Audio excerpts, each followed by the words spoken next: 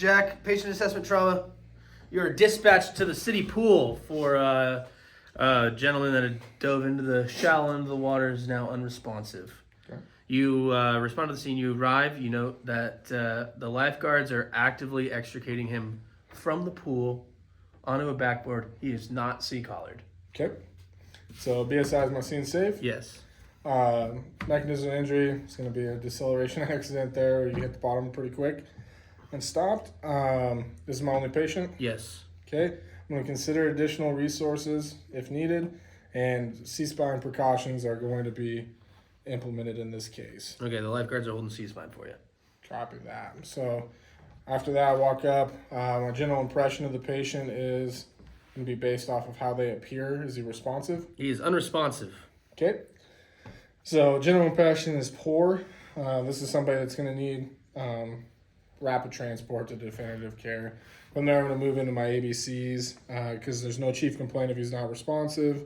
Apparent life threat. No life threats noted. Okay. So now I'm going to go into my airway. I look, is there anything in there? You notice a lot of water in there. I'm going to have my partner use a suction unit. We're going to get his airway cleaned. Is he breathing? Yes. Snoring respirations after you clear, and he's breathing shallow at 8 times a minute. Perfect. So we're going to have an OPA. Does he accept it? Accepted. Awesome. My partner that was doing the suctioning now bagged the patient. Looking for chest rise and fall, not to overventilate, and just adequate ventilations there. After my breathing, I'm going to move into circulation. How's the skin? You notice that he has a line of demarcation at the nipples. He is pale, cool, diaphoretic below the nipple line, and he is pink, warm, and dry above. Copy that. So circulation, pulse. Distal pulses are mildly bradycardic at 55 beats per minute. Okay, a little bradycardic. So this is a priority patient. We want to get him moving, transported as soon as possible. I'm going to have my partners, if possible, do as much history taken as they can from bystanders and whoever knows the patient, maybe some medical history. And we're going to work on vital signs. Okay, they're working on it. Okay. After that, I'm going to move into my secondary assessment. So we still have manual stabilization of the neck. I want to be able to palpate before we put a C-collar on. So I'm going to go through and check the head here.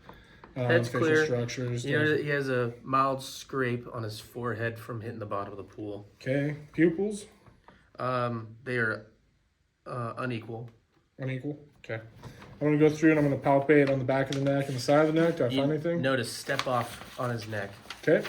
Real quick, I'm going to look tracheal and JVD, any deviation or distinction? No, or negative, clear. Okay. At this point, I'm going to have a C-collar placed on the patient now that I've been able to do my assessment. Okay. So C-collar's in place. We're still maintaining inline stabilization. We'll make sure that based off of this, it looks like it's got some neuro effects. We don't want to cause any more harm.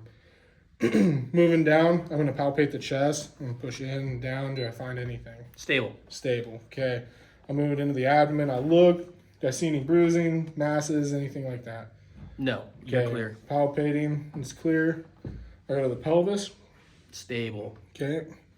Down the left leg. I check. Is his CMS intact? You have a pulse, but he's unresponsive. Okay. It's still bradycardic though. Like yes. Similar. There's no change in any of the limbs here. No. As I go. Pulse is still intact. Yep. Okay. I go down the right arm. Clear. Okay. I go down the left arm. Clear.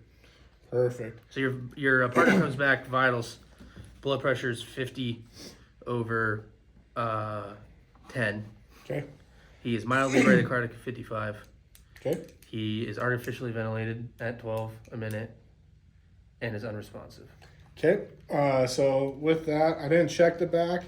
With him being C-collared, I think we're going to just move past it. I might do a blood sweep or feel underneath. But we want to keep him on that board and keep him. You do not find any blood in the blood sweep. Okay. With the blood pressure being what it is and his general presentation, I'm concerned that this is neurogenic shock.